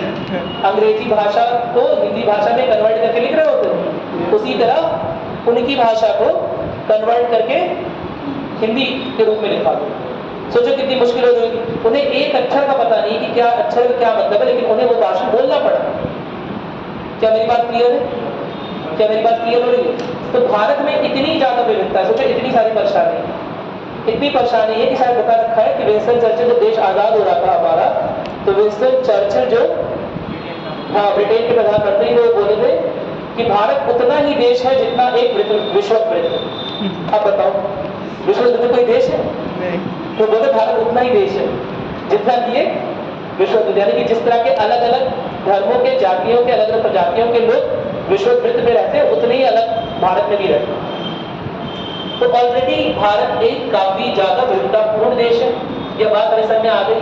और अगर ऐसे में हम सद्भाव नहीं रखेंगे, भाईचारे की भावना नहीं रखेंगे, ठीक है, तो ऐसे में क्या होगा, आपस में लड़ाई होती रहेगी। इसीलिए विभिन्न धर्म, भाषाओं और संस्कृतियों के लोग रहते हैं और अपेक्षा की जाती है नागरिकों से कि सद्भाव, भाईचारा और एकता को बढ़ावा दें, भेदभाव को दूर करके सौहार्द और सहिष्णुता। एक वर्ड अभी कुछ दिन पहले फेमस हुआ था, टॉलरेंस। यही है वो टॉलरेंस, सहिष्णुता, यानी सहने की क्षमता भी डेवलप करिए। ऐसा नहीं कि आपसे अलग जाति का हो, आपसे अलग नस्ल का हो, आपसे अलग भाषा का हो, आपसे अलग धर्म का हो, आपसे अलग संस्कृति का हो, ऐसे आदमी के प्रति किसी भी प्रकार का नफरत या मन में कटुता नहीं होनी चाहिए। क्या मेरी बात क्लियर है? कोई दिक्कत नहीं है ना इसमें? क्योंकि भारत ऑलरेडी इतना विविधतापूर्ण देश है, भारत में ऑलरेडी इतनी विविधताएं हैं कि यह सब चीज रखकर आप यहाँ पर सर्वाइव नहीं कर सकते, मुश्किल है। देश का सर्वाइवल ही नहीं होगा। ठीक है, कोई दिक्कत तो नहीं है ना इसमें? ठीक है, तो वही बात के लिए सौहार्द और सहिष्णुता। सहिष्णुता यानी कि सहने की क्षमता, है ना? ऐसा नहीं कि कोई साउथ इंडिया में तो उसका मजाक उड़ा रहे। क्या बात की, उसकी भाषा को लेकर, उसकी संस्कृति को लेकर। कोई नॉर्थ ईस्टर्न इंडिया का आ गया, है ना, कोई किसी ने बोला था ना कि वो नॉर्थ ईस्टर्न इंडिया का आ गया तो उसका मजाक उड़ा रहे हैं, उसकी आंखों के शेप को लेकर बोल रहे हैं कि, है ना, कि कहीं और का। कोई दिक्कत तो नहीं है इसमें? ठीक है, तो वो हमें ये बात देखनी पड़ेगी, अलग से चेक करनी पड़ेगी कि इन सारी परिस्थितियों के बावजूद, इन सारे विविधतापूर्ण फैक्टर्स के बावजूद, इन सारे कारकों के बावजूद हमें एक रास्ता या एक रुकता बनी रहे। क्या मेरी बात क्लियर होगी? आगे देखो, साथ ही महिलाओं के प्रति सम्मान और उनकी गरिमा की रक्षा करना भी इस कर्तव्य का हिस्सा है। इसमें महिलाओं के अधिकारों की रक्षा और उनके प्रति समाज में संवेदनशीलता की भावना को बढ़ाने की आवश्यकता को दर्शाता है। सामान्य रूप से यह माना जाता है कि हर एक देश में लगभग महिलाएं कहीं ना कहीं पिछड़ी हुई हैं। उन्हें जिस हिसाब से समाज में बराबरी का मौका दिया जाना था, अभी उस प्रकार से नहीं दिया गया। क्या मेरी बात क्लियर है? तो इसके लिए समाज को ही आगे आना पड़ेगा, उनके प्रति सहिष्णु नजरिया रखना पड़ेगा, है ना, और संवेदनशील, उनके मुद्दों के प्रति संवेदनशील बनना पड़ेगा। आगे देखते हैं, छठवां क्या है? भारत की समृद्ध संस्कृति की गौरवशाली परंपरा का संरक्षण, यानी कि भारत की जो भी विरासत है ना, जो भी समृद्ध संस्कृति यहाँ चली आ रही है, ठीक है, उसे मिटाने की जगह, उसे खत्म करने की जगह कोशिश होनी चाहिए कि वह संस्कृति ज्यादा से ज्यादा दिनों तक जिंदा रहे, और ना केवल जिंदा रहे, ज्यादा से ज्यादा लोगों तक भी पहुंचे। क्या मेरी बात क्लियर है? कोई दिक्कत तो नहीं है ना? ठीक है। तो भारत की संस्कृति विश्व में अद्वितीय और गौरवशाली है। अपेक्षा की जाती है नागरिकों से कि सांस्कृतिक विरासत, क्या आपकी विरासत केवल आपकी प्रॉपर्टी है? क्या आपकी प्रॉपर्टी जो घर पे मकान है या खेत है 2 बीघा, केवल वही प्रॉपर्टी है? और भी क्या प्रॉपर्टी है आपकी? एक शब्द यूज होता है इनहेरिटेंस, विरासत जिसे बोल रहे हैं, क्या मतलब होता है इसका? हमारे पास तो वही चीज मैं पूछ रहा हूँ, क्या पूर्वजों के द्वारा केवल हमें कार, प्रॉपर्टी, बैंक बैलेंस और घर मिल रहा है? नहीं, क्या पूर्वजों के द्वारा हमें जीवन शैली नहीं मिल रही है? मिल रही है, क्या भाषा नहीं मिल रही है? मिल रहा है, क्या सामाजिक ट्रेडिशन यानी कि सामाजिक रीति रिवाज नहीं मिल रहे हैं? मिल रहा है। मिल रहे हैं ना? तो उसका केवल वही विरासत नहीं है जो मिल रहा है। क्या मेरी बात क्लियर है? यह भी विरासत का हिस्सा है और इसे भी संरक्षित रखने की जरूरत है। ऐसा नहीं कि प्रॉपर्टी को खूब बचा के रखें, मेरी बात समझें, लेकिन अपनी भाषा, अपनी संस्कृति को भूल चुके हैं। क्या मेरी बात क्लियर है? कोई दिक्कत तो नहीं है ना? ठीक है। तो हमारी सांस्कृतिक धरोहर, परंपराओं, लोक कला, नृत्य, संगीत, इसकी मैं बहुत बात करता हूँ, हालांकि आज बात करने का टाइम नहीं है। लोक कला, संगीत, नृत्य, इन सबको बचा के रखना है। क्या मेरी बात सुनाई? कोई दिक्कत नहीं। जो छोटी छोटी चीजें, नॉर्मली जब हम यहाँ रहते हैं एक नागरिक के रूप में, तो हम छोटी छोटी चीजों को मिस कर जाते हैं, ध्यान नहीं देते। जब गोविंद साहब यहाँ पहली बार आया था तो उसने बोला कि यहाँ के नागरिक को जब एक दूसरे को अभिवादन करते हैं तो झुकते हैं, हाथ जोड़ते हैं, नमस्ते करते हैं या पैर छूते हैं। अब ये इतनी छोटी सी बात है कि हो सकता है बाहर का आदमी ही नोटिस कर पाए, क्योंकि हम तो इतना रेगुलर कर रहे हैं ऐसे कि हमारे नोटिस में ये नहीं जाएगी। क्या मेरी बात क्लियर है? तो यह सारी चीजें साथ ही साथ मतलब यह सारी चीजें, चाहे हमारी भाषा हो, चाहे संस्कृति हो, चाहे हमारी लोक कलाएं हो, चाहे हमारे नृत्य हो, चाहे वो घर पे सॉन्ग जो होता है जो बारात के टाइम पे गाते हैं, क्या मेरी बात सुन रहे हैं? गाते हैं ना, वो जब शादी वादी हो रही होती है, कुछ पीछे टीजिंग चल रही होती है ना, दूल्हा की दुल्हन के लिए टीजिंग चल रही होती है, यह सब क्या परंपराओं का हिस्सा नहीं है? अरे बोलो, क्या इन्हें संरक्षित करने की जरूरत नहीं है? क्या अपनी शादी में सब नहीं करवाओगे? करवाओगे ना? यह सब रस्में रिवाजें, अरे बस ठीक है भैया, ठीक है, यह सब रस्म रिवाज भी हमारी संस्कृति का हिस्सा है। क्या मेरी बात क्लियर है? यह सब रीति रिवाज, रस्म, परंपरा क्या हमारी संपदा का हिस्सा नहीं है? और इसे भी प्रिजर्व करने की जरूरत है, केवल प्रॉपर्टी को नहीं। समझ आ गया? प्राकृतिक पर्यावरण की रक्षा और सुधार हर एक नागरिक का क्या कर्तव्य है कि प्रकृति को क्या करें, पर्यावरण को सुरक्षित रखें, है ना? इसके लिए बहुत सारे एक्ट्स बनाए जा चुके हैं, इसके आधार पर आपको बता चुका हूँ पहले इस बारे में। क्या मेरी बात क्लियर है? यह चीज जो है वो डीपीएसपी में भी आएगी, राज्य के नीति निधि सिद्धांतों में भी आएगी। इसके लिए अब केवल ये बताओ, क्या केवल राज्य का कर्तव्य है? नहीं, पेड़ लगा रहे क्या केवल राज्य का कर्तव्य? आप उखाड़ते जाओगे सारा पेड़? हाँ, पर्यावरण अच्छा बना रहे, नालियों से गंदगी हटती रहे, क्या केवल राज्य कर्तव्य, केवल नगर पालिका कर्तव्य? आपकी जिम्मेदारी नहीं है कि आप नाली में पत्ती न डालो? अरे बोलो, आपकी भी तो जिम्मेदारी है ना। तो चाहे पर्यावरण संरक्षण का काम हो, चाहे साफ सफाई का काम हो, वो सब आपकी भी जिम्मेदारी है। राज्य यह काम बिना आपकी सहायता के नहीं कर सकता, वो यही करता रह जाएगा राज्य। क्या मेरी बात समझ आ रही है? जहाँ के नागरिक जागरूक नहीं रहेंगे और इसे अपना कर्तव्य नहीं समझेंगे, वहाँ राज्य केवल पर्यावरण को ही संरक्षित करता रह जाएगा, केवल साफ सफाई ही करवाता रह जाएगा। लोग गंदा कर रहे हैं, राज्य साफ कर रहे हैं, है ना? लोग की कमी है क्या? अरे बोलो, लोग कुछ ना कुछ गंदा करते रहेंगे, मेडिसिन पास जाएंगे, वहाँ कुरकुरे का पैकेट गिरा रहेगा, ठीक है? पक्के बनने के लिए वहाँ कुछ ना कुछ फुल्की का फूल गिरा रहेगा, पत्थर। क्या मेरी बात है? भंडारा चल रहा है तो पत्थर रखने की व्यवस्था नहीं है, वो कहीं भी फेंक के रास्ते में जा रहा है। तो क्या नागरिकों की जिम्मेदारी है कि नहीं है? अरे बोलो, क्या केवल राज्य की जिम्मेदारी है देश को साफ रखना? चलो थोड़े तत्व समझ में आ गया, उम्मीद है कुछ करोगे भी इसमें से। नदियों, वन्य जीवों और अन्य प्राकृतिक संसाधनों का संरक्षण भी नागरिकों की भी जिम्मेदारी है ना? इसके अलावा वन्य जीवन, प्राकृतिक आवास की सुरक्षा का दायित्व, पर्यावरणीय जागरूकता और सतत विकास। एक वर्ड इसमें बहुत बहुत इंपॉर्टेंट लिखा है, सतत विकास, लिख लोगे उसे, ठीक है? सतत विकास मतलब क्या होता है? हाँ, इंग्लिश में बता दिए, वेरी गुड। मैं इंग्लिश में पूछा तो हिंदी बता देते, यही गेम खेलते हैं लोग, है ना? मतलब क्या होता है? ऐसा डेवलपमेंट हो जो काफी निरंतर विकास प्राकृतिक संसाधनों का ऐसा दोन जो पूर्वजों के लिए पीढ़ियों के लिए, पीढ़ियों के लिए समझ आ गया? सही बोल रहे हो। सतत देखो वर्ड से निकालो, सतत मतलब क्या होता है? निरंतर।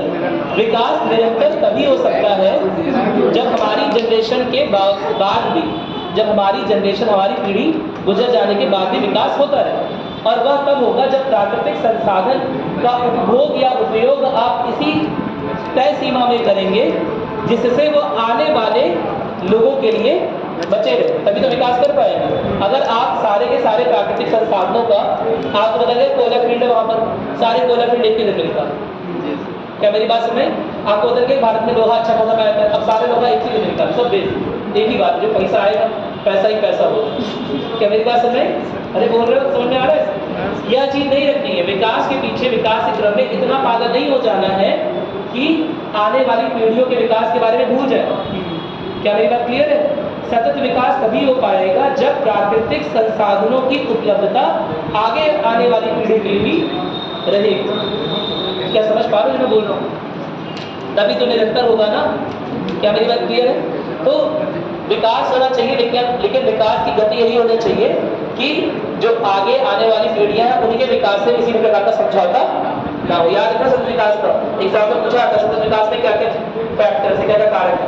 मैंने बहुत छोटे में बताया इसे, आपको याद रखना है। किससे रिलेटेड है ये सत्वे से ना? याद रखना है कि मौलिक कर्तव्य में सत्वे नंबर में दिया हुआ है, ठीक है? तो ABCDEF करके निकालना सत्वे में क्या है, ठीक? आगे देख रहे हैं 8वें में क्या है? वैज्ञानिक दृष्टिकोण, मानवतावाद, ज्ञानार्जन की भावना का विकास।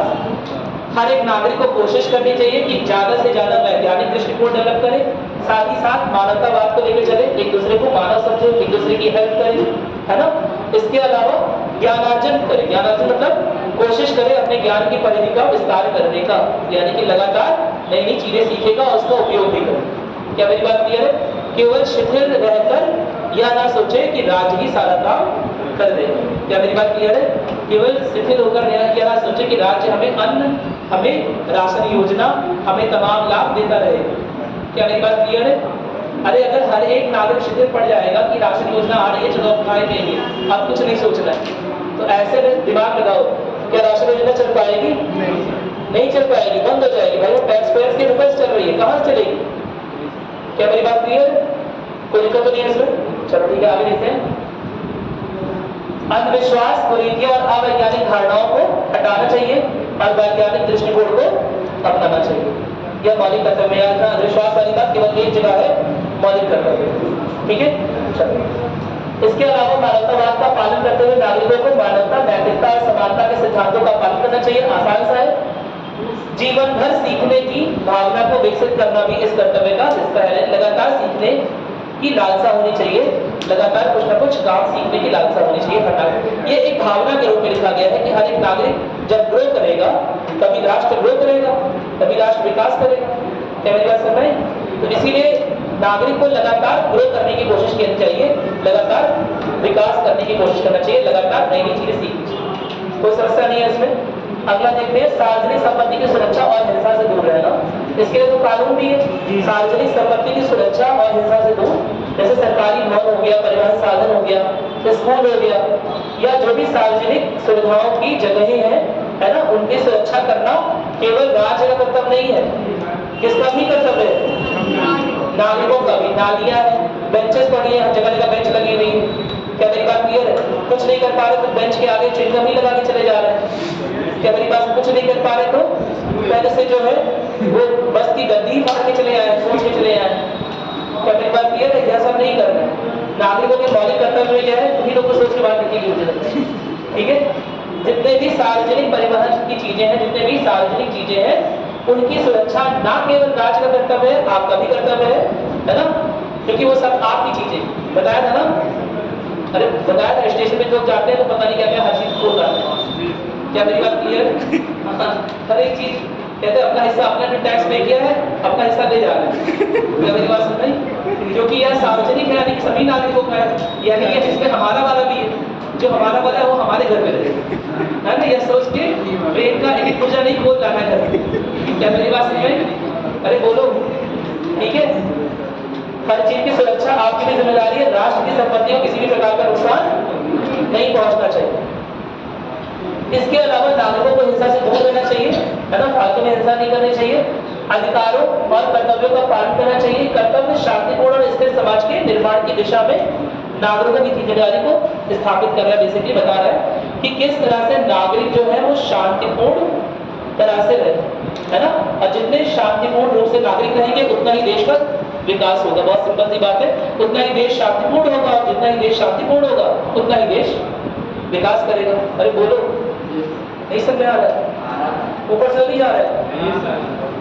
तुम लोग अचंभे हो, हमारे भी इतने कर्तव्य है, आधे लोग तो ये अचंभे थे। ठीक है, इसके बाद एक और सवाल है, वो देखिए जिसे व्यक्तिगत और सामूहिक गतिविधियों में उत्कृष्टता के लिए प्रयास, यानी व्यक्तिगत रूप से आप जो भी कर रहे हैं या सामूहिक रूप से जो भी कर रहे हैं उसमें अपनी प्रतिबद्धता आपको दिखानी है और ज्यादा से ज्यादा अच्छा परफॉर्म करना है। क्या मेरी बात क्लियर है? जितना अच्छा आप करेंगे उतना अच्छा देश का नाम होगा। क्या मेरी बात क्लियर है? वो ओलंपिक जो अभी चल रहा है आपने सुना ही होगा। अगर आप व्यक्तिगत रूप से अच्छा करेंगे, बार बार अच्छा करेंगे, तो आपने देश को कहीं ना कहीं क्या करेंगे, रिप्रेजेंट भी करेंगे, उसके प्रतिनिधि बन के जाएंगे, और वहां भी अच्छा करेंगे तो देश का नाम रोशन होगा। क्या मेरी बात क्लियर है? तो केवल व्यक्तिगत रूप से नहीं, सामूहिक गतिविधियों में भी उत्कृष्टता के लिए प्रयास करना चाहिए। राष्ट्र के विकास और प्रगति के लिए आवश्यक है कि प्रत्येक नागरिक जो है वो अपने अपने क्षेत्र में अच्छा उत्कृष्ट प्रदर्शन करे जितना हो। क्या मेरी बात क्लियर है? अब सबसे अंतिम वाला है 11वां, इसके बारे में देखते हैं।